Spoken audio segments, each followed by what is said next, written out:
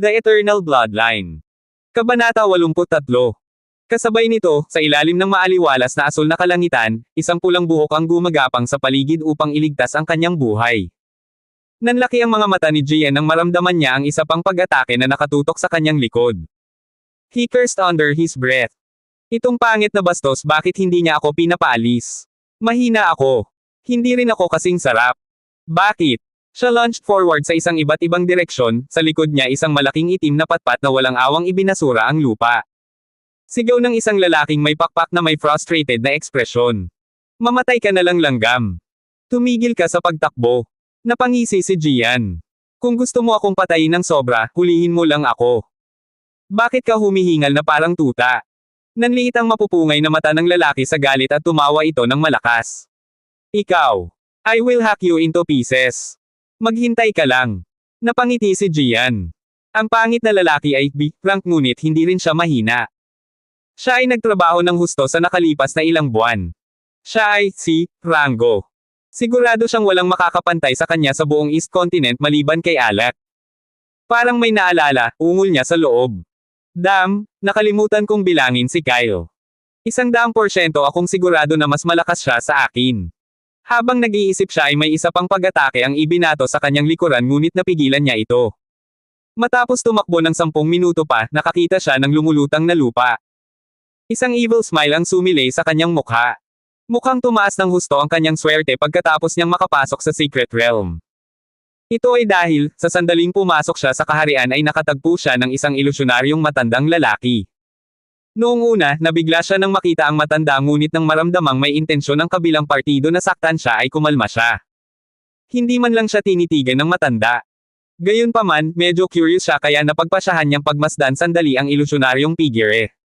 Nako, nagalit ang matanda dahil sa presensya nito at itinaboy siya. Gayunpaman, sa halip na umalis ay tahimik siyang nagtago sa malayo, ngunit nahuli lamang siya pagkatapos ng 1 minuto. Sa pagkakataong ito ay hindi na siya itinaboy ng ilusyonaryong figure, sa halip ay binigyan niya siya ng maraming impormasyon tungkol sa lugar na ito. Ngayon ako lang ang taong nakakaalam ng lahat ng bagay tungkol sa kaharian na ito. Hahaha. Maswerte ako bago ko pa nakilala ang lucky charm ko. Umalangaw-ngaw sa hangin ang tawa ni Jian. Ang lalaking may pakpak na nakasunod sa kanyang likuran ay labis na nadismaya na halos maubo na siya ng dugo. Nag-alab sa puot ang mapupungay na mga mata ng lalaki. Kahit ano pa ang ipapatay niya sa baliw na tao ngayon. Humajejek si Jian at tumalon sa hagdanan patungo sa lumulutang na lupa. Ngayon, hindi na niya kailangan pang hanapin ang lucky charm. Siya ay makapangyarihan sa lahat. Ang kanyang hindi umiiral na swerte ay tumaas. Siya ay tiyak na makakamit ang kadakilaan sa larangang ito. Kailangan ko lang hanapin ang huling Treasure Land. Sinabi ng matanda na ang Treasure Land ay naglalaman ng pinakamahalagang bagay na naruroon sa buong kaharian.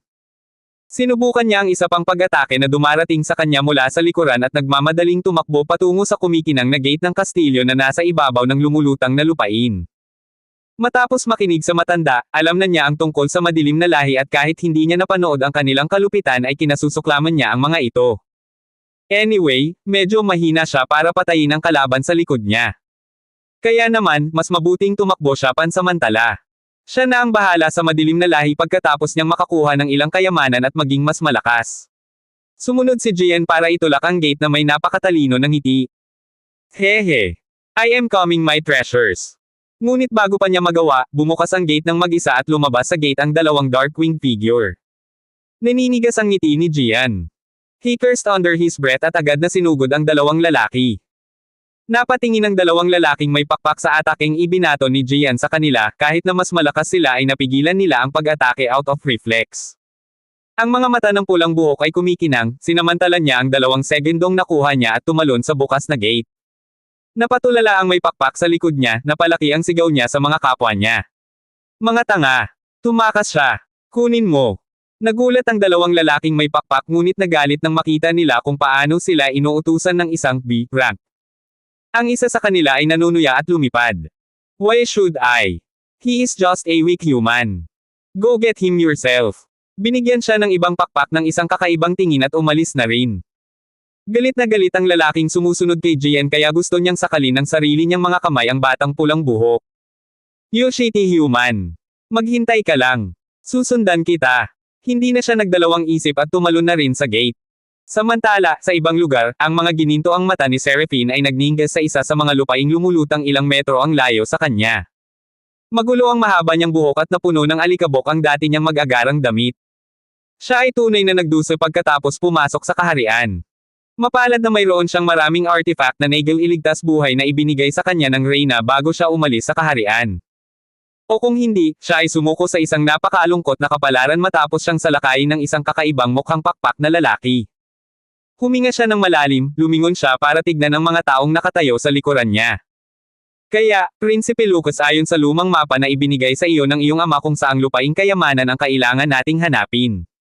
Isang ngiti ang ibinigay sa kanya ng gwapong batang lalaki na nakatayo sa tapat niya. Pangalawang anak siya ni Stolian ngunit alam niyang walang pakialam sa kanya ang kanyang ama. Pagkatapos ng lahat, kahit na malaman ang mga panganib sa loob ng kaharian ay malamig na inutusan siya ni Stolian na pumasok sa kaharian at hanapin ang kayamanan. Hindi ko alam. Hindi detalyado ang mapa. Naka-outline lang ito ng mga posibleng lokasyon pero naniniwala akong kailangan nating maghanap ng lumulutang na lupa na nasa ilalim ng lupa. Kailangan nating hanapin ang Last Treasure Land. Lumamlam ang ekspresyon ni Lucas. Masyadong mapanganib ang lugar na ito. Lalo na iyong mga pangit na pakpak na individual. Tumingin siya sa lalaking may gintong buhok na nakatayo sa tabi niya na may seryosong ekspresyon. Senador, nakipag-ugnayan ka ba sa iba? Akala ko ba nagkasundo tayong lahat na hanapin ang isa't isa? So, bakit tayong tatlo lang ang nakatagpo? Don't tell me lahat ng iba namatay. Seryoso ang ekspresyon niya habang nakatitig sa maskuladong blonde na batang lalaki. Inangat ni Senador ang kanyang mga mata para tingnan ang prinsipe. Of course, yung iba namatay kang tulala. Isang mapanuksong ekspresyon ang sumilay sa kanyang mukha ngunit agad niya itong itinago. Hindi ko alam. Tumango si Lucas sa kanya at nagsimulang gumalaw ang tatlo. Nakulayan ng pawis ang guhit ng buhok ni Kyle habang humihingal habang nakaupo sa isang puno ng kahoy. Hindi mabilang na mga bangkay ang nakahandusay sa lupa na nagpapakita ng madugong tanawin. Gayunpaman, sa gitna ng lahat, malinis ang damit ni Kyle, wala man lang bahid ng dugo. Hindi, ito ay hindi dahil siya ay masyadong maingat ngunit siya ay nagpalit muli ng kanyang sando. Nakasubsob si Bia sa kanyang tiyan na may blankong ekspresyon, ang kanyang dibdib ay kumakabog sa mabilis na paggalaw. Talagang dinaig niya ang sarili niya. Biglang may pumasok sa isip niya. Napakakapangyarihan ko. Bilang isang C+, rank Divine, Phoenix, nakapatay ako ng 1,000 C+, rank monsters. Hindi ka panipaniwala. Pinikit ni Kyle ang kanyang mga mata at may urge na hawakan ang kanyang katawan at ihagis siya pababa. Napatay niya ang higit sa 700 C+, rank monsters at ngayon ay tinatanggap niya ang kredito.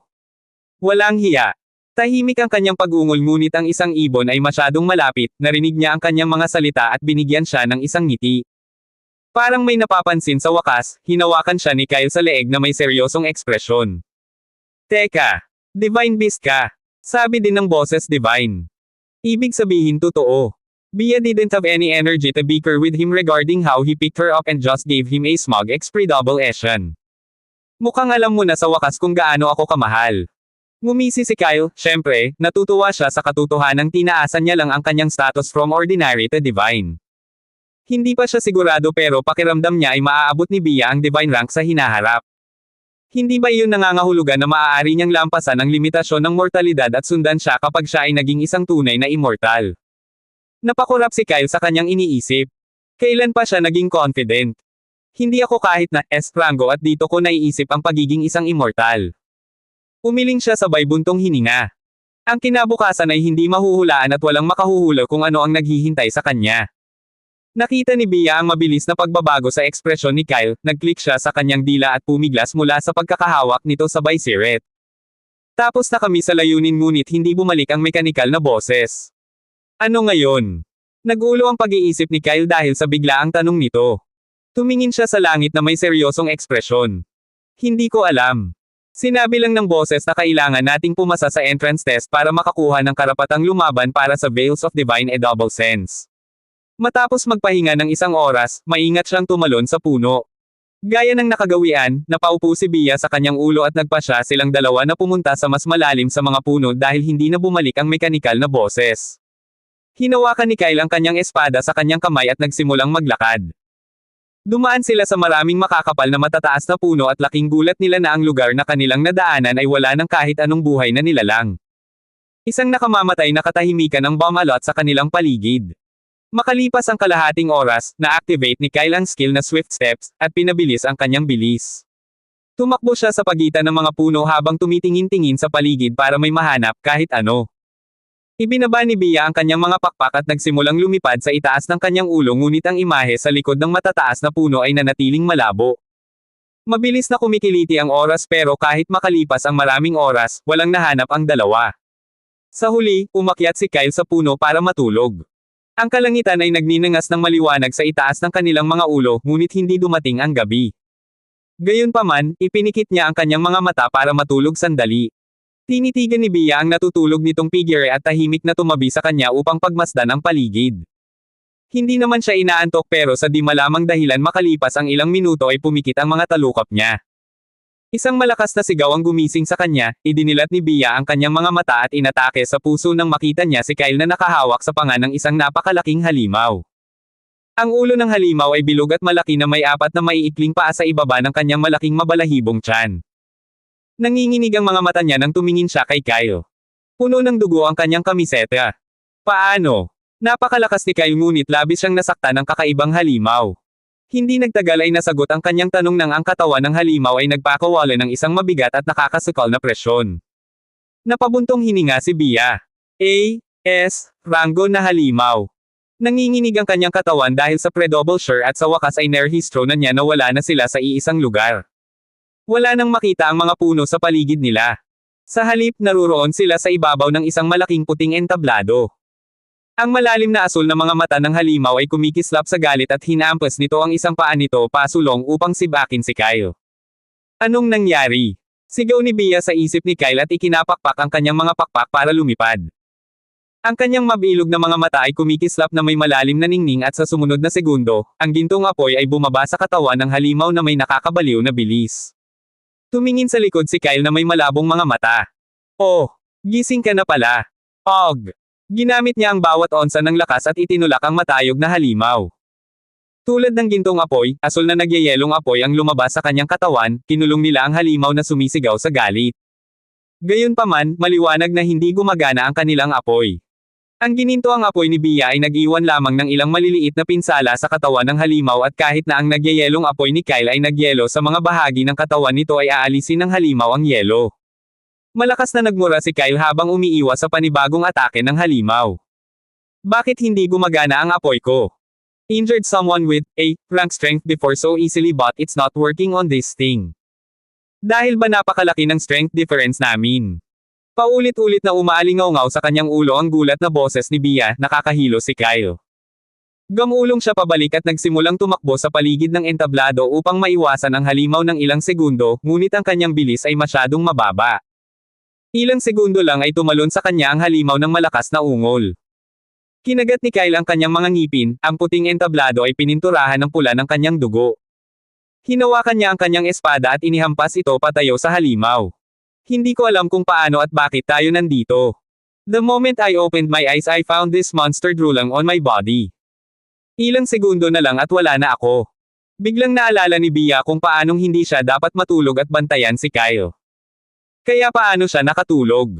Isang matinis na sigaw ang umalangaw-ngaw sa itaas ng stage habang pinagmamasdan ni Bea kung gaano karaming sugat ang nakatambak sa katawan ni Kyle sa bawat segundong lumilipis. Ikinapak niya ang kanyang mga pakpak at maraming apoy na palaso ang nabuo mula sa manipis na hangin.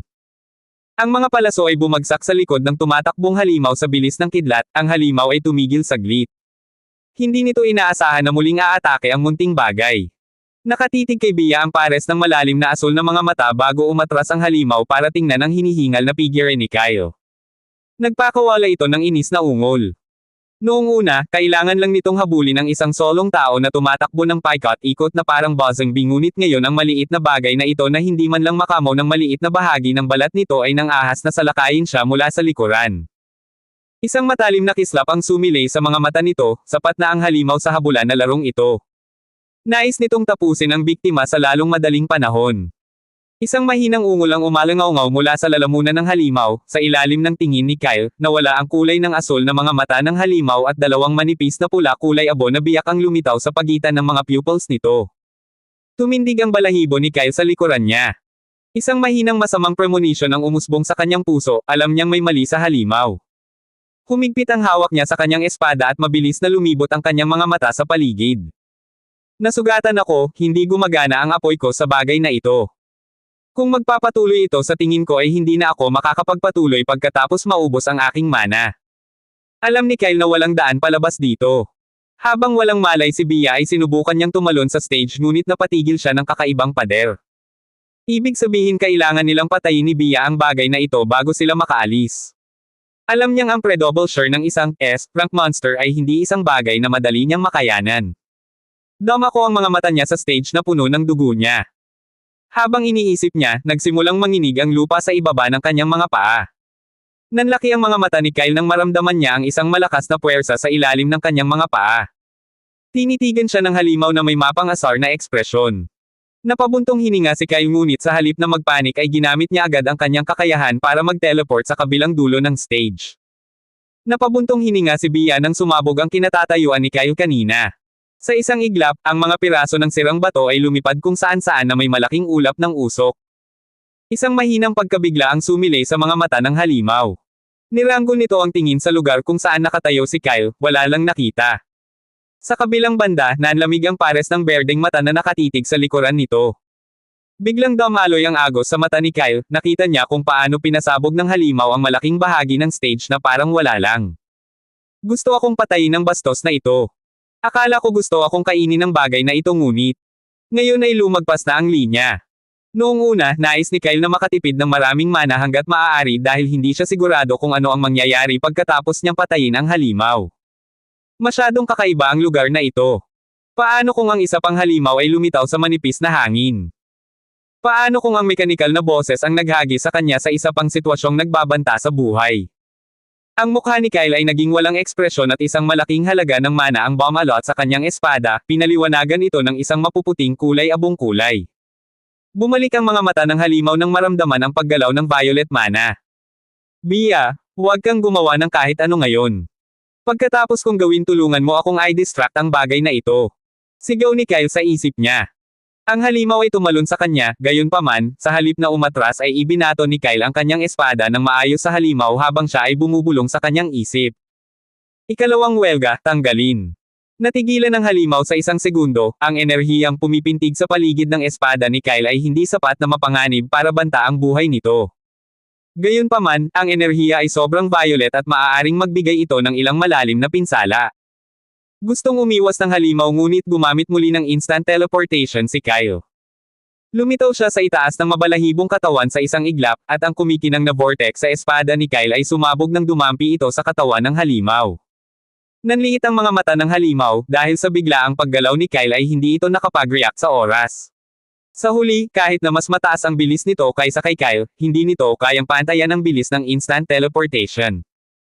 Sa malakas na kaluskos, napaatras ang napakalaking katawan ng halimaw, at may lumabas na madugong sugat sa leeg nito dahil pinili ni Kyle ang pinaka-vulnerableng bahagi ng katawan nito. Isang malamig na tawa ang umalangaw-ngaw sa nakamamatay na tahimik na yugto, ipinikit ng halimaw ang mga mata nito at nakita si Kyle na nakatingin sa kanya na may malamig na ngiti. Bumaho ang galit sa mga mata nito at ang halimaw na walang gaanong katalinuhan sa simula ay naguguluhan. Nanlaki ang mata ni Bea sa nakita, nagmura siya sa isip. Pinipilit ni Kyle ang halimaw. Sa gitna ng lahat ng ito, sinunod niya ang kanyang mga salita at nagsimulang magpaulan ng sunod-sunod na pag-atake ng apoy sa magulo na ang ulo na halimaw. Kailangan niyang i-distract ang malaking bagay na iyon. Dahil sa pagsalakay ng napakaraming pag-atake, maraming pinsala ang nabuo sa katawan ng halimaw. Gayunpaman, ito ay maliwanag na ang mga pinsalang iyon ay hindi sapat upang patayin ito. Nagtamo pa si Kyle ng ilan pang mga pinsala habang mabilis siyang tumakbo sa isang bahagi ng entablado na may nakatutok na ekspresyon. Ang pangit ng ekspresyon ni Bea. Sa bawat segundong lumilipes, humihina ang kanyang mana at alam niyang pagkatapos ng isang minuto, mauubos na ang kanyang mana. Napatingin siya kay Kyle na tumatakbo pa rin sa paligid, minsan o dalawang beses na lang niyang sasalakayin ang halimaw, at wala nang iba. Anong kalokohan ang ginagawa mo? Tumatakbo ng walang patutunguhan. Tinaas lang ni Kyle ang kanyang kilay, ang kanyang nakatutok na mga mata ay hindi kailanman umangat mula sa lupa sa ilalim ng kanyang mga paa. Huminga siya ng malalim. Tumigil ka sa pag-atake, tatapusin ko na ang bagay na ito. Mukhang natarante si Bea habang pinagmamasdan si Kyle na biglang huminto 1 metro ang layo sa halimaw. Isang malakas na ungol ang pinakawala ng halimaw nang ituro ni Kyle ang kanyang daliri sa ibaba, 2 pares ng mga mata ang pumikit pababa. Nanlaki ang mga mata ni Bea sa nakita. Sa kabilang banda, ang mga mata ng halimaw ay kumislap sa pagkalito. Ang lugar kung saan nakatayo ang halimaw, kakaibang mayroong maraming nakakalat na kumikinang na mga bato ng mana. Bukod dito, kung titingnang mabuti ay makikita nila ang mahinang maliwanag na mga simbolo na iginuhit sa lupa. Ito ang unang pagkakataon na gumamit ako ng mana para gumuhit ng array. Nagningning ang mga mata ni Kyle sa sariling obra maestra. Hindi siya makapaniwala na ginawa niya talaga iyon. Naisip niya na ang pangangalap ng mana sa labas ng kanyang katawan upang bumuo ng mga simbolo ng array ay magiging napakahirap, ngunit pagkatapos niyang subukan, hindi ito kasing hirap gaya ng inaasahan niya. Ito ay medyo madali. Ngayon, kung narinig ni Elder Han o ng sinumang array master ang kanyang iniisip ay malamang na magluwa sila ng dugo. Kinailangan sila ng maraming taon para lang matutunan ang pangunahing teorya kung paano bumuo ng mga simbolo ng mana, ngunit ginawa ito ni Kyle sa kanyang unang pagsubok dahil lang alam niya ang teorya. Galit na umungol sa kanya ang halimaw at muling sumugod, ngunit hindi gumalaw si Kyle sa kanyang kinatatayuan. Lalong namula ang mga dagwang mata ng halimaw sa sobrang frustration at galit na nararamdaman sa pagtitig pa lang sa mukha ni Kyle. Umungol ito at nagpas siyang tapusin na lang ang lahat sa isang galaw. Sa isang iglap ay lumabas ang mabigat na presyon mula sa katawan nito. Gustong pasabugin ng halimaw ang buong stage maliban sa lugar kung saan ito nakatayo. Sa kabilang banda, itinaas lang ni Kyle ang kanyang kamay at pinitik ang kanyang mga daliri. Isang nakamamatay na pakiramdam ang bumalot sa halimaw at ang tumetalo na katawan nito ay nanlamig sa kalagitnaan. Naramdaman ng halimaw ang pangamba na bumabalot sa puso nito. Sigaw nito at pilit na inigalaw ang katawan ngunit walang gumana. Naging crescent ang mga mata ni Bea at agad siyang dumapo sa balikat ni Kyle na may halong huff. Maaaring ipaalam sa akin ang tungkol sa plano. Ngumisi si Kyle. Nakalimutan ko. Ano pang hinihintay mo? Tapusin mo na lang. Pinagmasdan ni Kyle ang malaking mabalahibong bagay. Ginamit niya ang uri ng mga simbolo ng array na maaaring hindi makakilos ang kanyang kaaway sa loob ng ilang minuto. Gayun din, ang oras ay manipis kaya wala siyang oras upang gumuhit ng anumang mga nakakasakit na simbolo. Kailangan natin itong patayin. Halos matapilok si Bea sa balikat niya. Talagang hindi siya nakaimik. Bakit siya gumawa ng napakagandang palabas gayong kailangan nilang patayin ang bagay na ito? Gayunpaman, isang kakaibang kislap ang sumilay sa kanyang mga mata. Ito ay maliwanag na ang pagkamatay ng halimaw ay hindi magiging mapayapa. Bea stretched her legs while a groan at nagsimulang lumipad muli. Nakaramdam ako ng gutom, hiwain natin ito at magluto ng sariwang karne. Nagpakawala siya ng masamang tawa. Nanlaki ang mata ni Kyle sa sinabi niya. Hindi dahil nakita niyang malupit sila. Bakit hindi ko naisip ang ideyang ito? Binili ko ang lahat ng kagamitan sa pagluluto sa akin at maaari mong sindihan ang apoy. Ang halimaw na nagpupumiglas nitong mga nakaraang segundo ay nabigla nang makita ang 2 pares ng kumikinang na mga mata. Ito talaga ang unang pagkakataon na nakaramdam ng takot. Ang mga mata ng 2 maliliit na nilalang na iyon ay kumikinang na nagpanginag sa kanyang mga binti. Umalangaw-ngaw sa kalawakan ng ilang masakit na pidyaw na iyak at pagkaraan ng kalahating oras, sina Kyle at Bea ay nasiyahan sa kanilang unang pagkain sa lihim na kaharian. Ito ay tunay na masarap. Inanod sa hangin ang aura ng nilutong karne. At saka, sinong makakaakala na matitikman nila ang karne ng isang S-rank beast. Bukod dito, pagkatapos ng gayong madugong labanan ay lalong naging masarap ang lasa ng karne. Gayunpaman, naramdaman ni Bea na mas masarap pa sana ito kung hindi ito niluto ni Kyle. Kulang talaga siya sa pagluluto. Hindi sa banggitin ang katotohanan na siya brunt ng ilang piraso sa proseso. Nilaybot ng mga mata ni Bea ang mukha ni Kyle. Tila hindi niya alam ang katotohanan ito kaya't maingat niyang itinago sa loob ng puso niya para hindi siya magalit. Kung tutuusin, siya ang taong magpapakain sa kanya sa hinaharap. Hindi ko dapat sirain ang aking kinabukasan. Tumanggaw siya at tahimik na kinain ang kanyang bahagi. Pagkatapos nilang kumain, naghintay sila ngunit hindi na bumalik ang mekanikal na boses. Gayunpaman, hindi naglakas loob na matulog si Kyle dahil hindi kaaya-aya ang nakaraang pangyayari na muntik na siyang mauwi sa mabalahibong tiyan. Napabuntong hininga si Kyle. Hindi siya sigurado kung ilang oras na ang lumipas nang iangat niya ang kanyang mga mata para muling mamangha. Ha! Napapikit siya ng may malakas na hinga at agad na napahagulgol si Bia na kanina pa nakasuklay sa buhok. Anong nangyari? I swear hindi ako natutulog. Huminto siya sa kalagitnaan dahil nagbago na naman ang tanawin sa kanilang paligid. Ang entablado ay nawala sa manipis na hangin at ngayon ang duo ay nakaupo sa isang makinis na pulang carpet na iginuhit sa isang malaking bulwagan.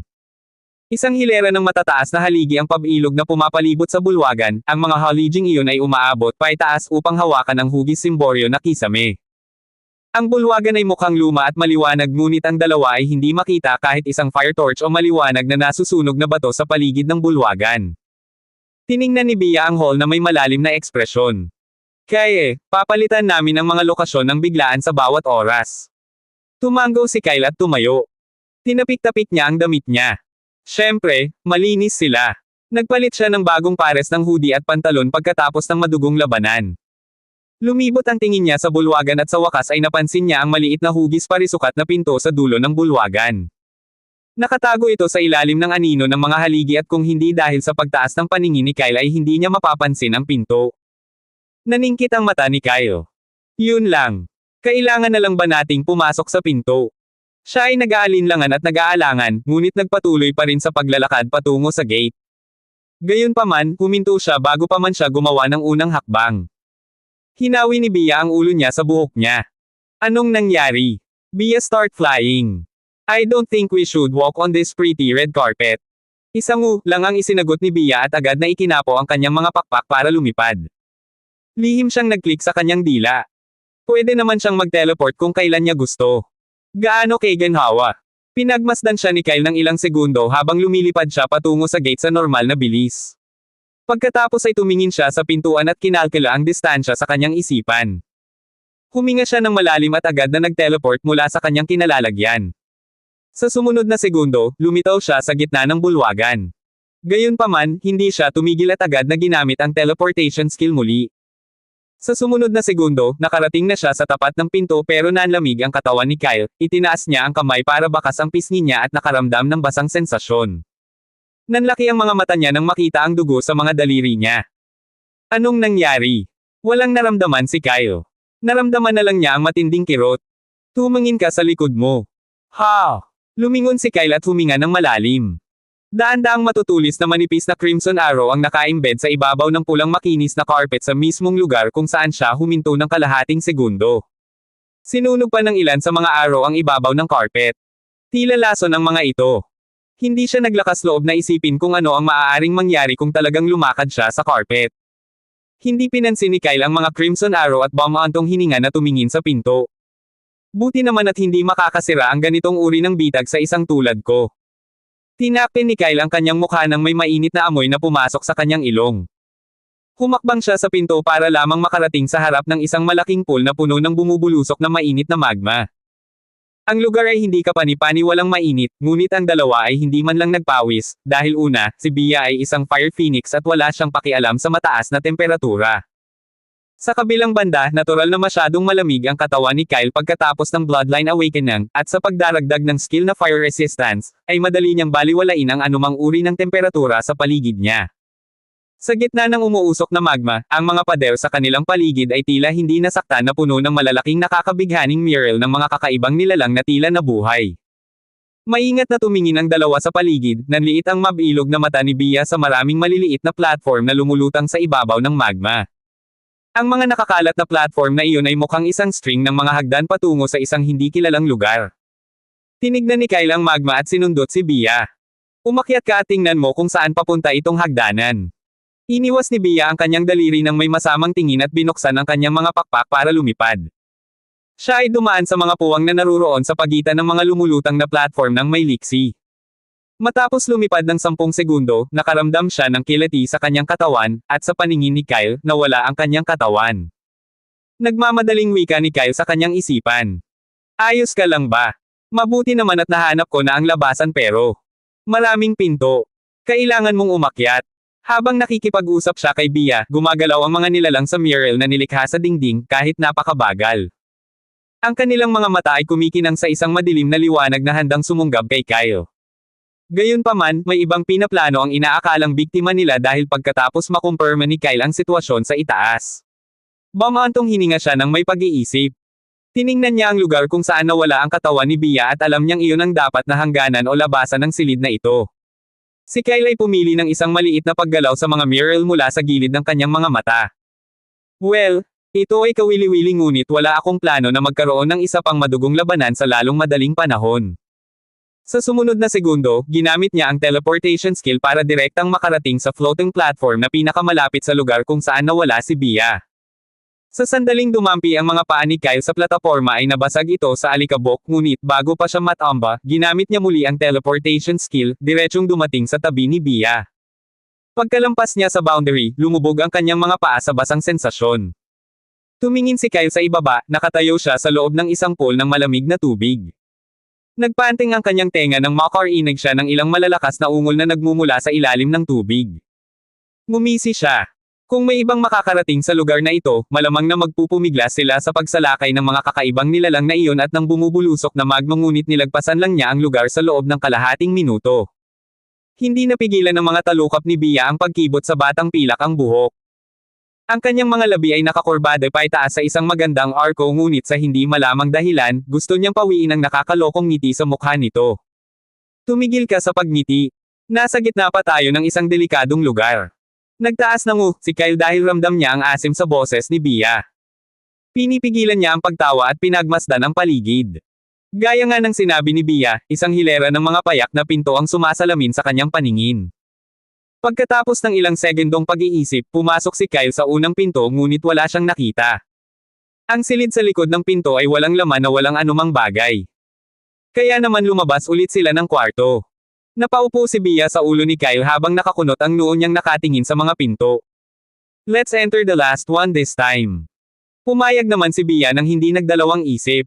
Well, it's not like she could compare with Kyle in terms of luck kaya mas mabuting sundan siya sa ganitong klase ng sitwasyon. Pagpasok nila sa huling pinto, nakakita sila ng ibang daanan na patungo sa isa pang silid na puno ng iba't ibang mga bitag. Gayunpaman, madali nila itong naipasa dahil sa kanilang pagtutulungan. Pagkatapos ng ilang paikot-ikot pa sa kakaibang koridor na puno ng iba't ibang pinto at kwarto, nakarating sila sa harap ng isang puting pinto. Blanka ang mukha ni Kyle nang marahas niyang itinulak ang pinto.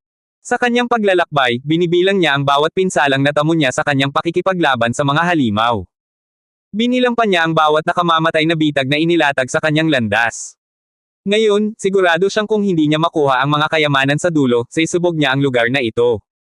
Para bang naramdaman ang nagbabantang pag-iisip ni Kyle, muling tumunog ang mekanikal na boses na kanina pa niya naaalala. Binabati kita sa mga kalahok sa pagpasa sa mga pagsubok ng huling Treasure Land na buhay. Pasok ka na sa kwarto dahil hinihintay ka ng guardian.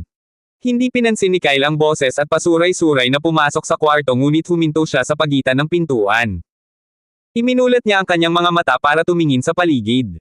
Ang silid ang pinakamalaking nakita niya hanggang ngayon. Ito ay maliwanag na pinaliwanagan na may maraming maliliwanag na orbs na lumulutang sa paligid, at isang malaking batong estatwa na may hawak na busog at sibat ay nakatayo sa gitna ng silid. Kinapa niya ang kanyang leeg upang tumingin sa likod ng rebulto at nakita niya ang mga kayamanan.